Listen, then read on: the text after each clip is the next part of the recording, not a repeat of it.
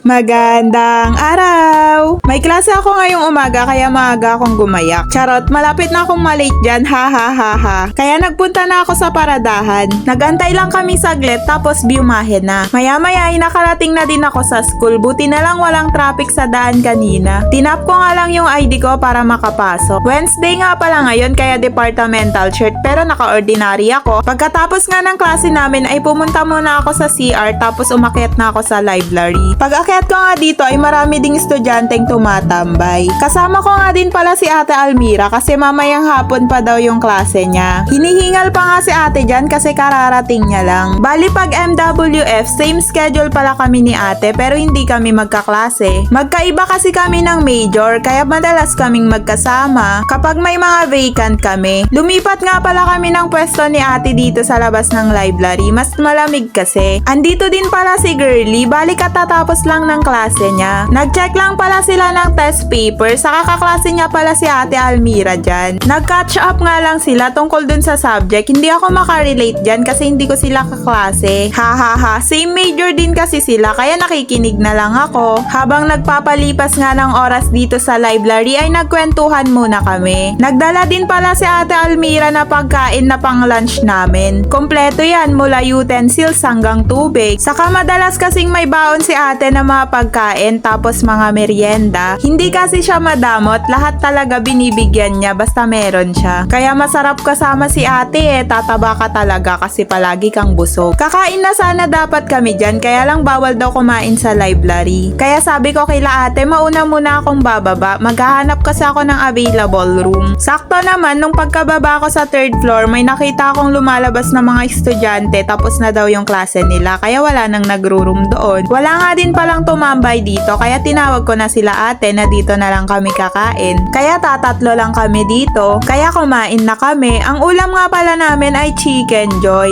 Pagkatapos nga namin kumain ay nagpahinga lang kami saglit. May dala din pala si ate na mangwan. Perfecto habang nagkwekwentuhan kami. Ha ha ha, joke. Marami na din pala kaming tumatambay dito. Dito na kami nagpalipas ng oras kasi mamaya dun din yung room ko. Kaya lang nag-update sila sa GC, wala daw kaming pasok. Next meeting na lang daw. Lumabas nga muna kami ni ate at bumaba papuntang CR. Pagkatapos nga naming mag-CR ay nag-ayos lang kami ni ate. Sabi ko nga kay ate tumataba na ako. Maya-maya ay umakyat na din kami ni ate sa taas. Buti na lang hindi makulimlim ang panahon ngayon. Andito na din pala si Wela. Magkaklase kami sa susunod na sub kaya sabi ko tumambay muna kami dito. Maya-maya ay bumaba na din pala kami sa second floor. Hindi na pala namin kasama sila ate saka si Girly kasi may klase din daw sila. Bali nag-antay na lang kami ni Wela kasi dito yung susunod na room namin. May nagkaklase pa kasi doon sa loob. Maya-maya ay pumasok na din kami. Marami na din pala kami dito kasi may exam at quiz kami mamaya. Kaya maaga kaming pumasok ni Wela. Na-cancel nga pala yung isang klase namin. Next meeting na lang daw. Nag-order din pala ako kay Angel ng lumpiang sariwa. Maya-maya ay dumating na din pala si Sir. Nag-quiz at exam na pala kami dyan. Pagkatapos nun ay bumaba na kami. Buti na lang pagbaba namin tumigil na yung ulan. Ang lakas kasi ng ulan nung nag-e-exam kami kanina. Bago nga kami umuwi ay nag-CR muna kami saglit. Nagmamadali na pala kami dyan kasi dumidilim na. Maya-maya ay nakarating na din pala kami sa paradahan. Buti na lang may mga nakapila pa kanina. Nag-antay pala muna kami dyan kasi kulang pa ng pasahero. Medyo late na din kasi yan kaya kokonti lang yung mga estudyante. Binigyan din pala ako ni Sab ng Coke. Maya-maya ay nakauwi na din pala ako. Yun lang, bye-bye!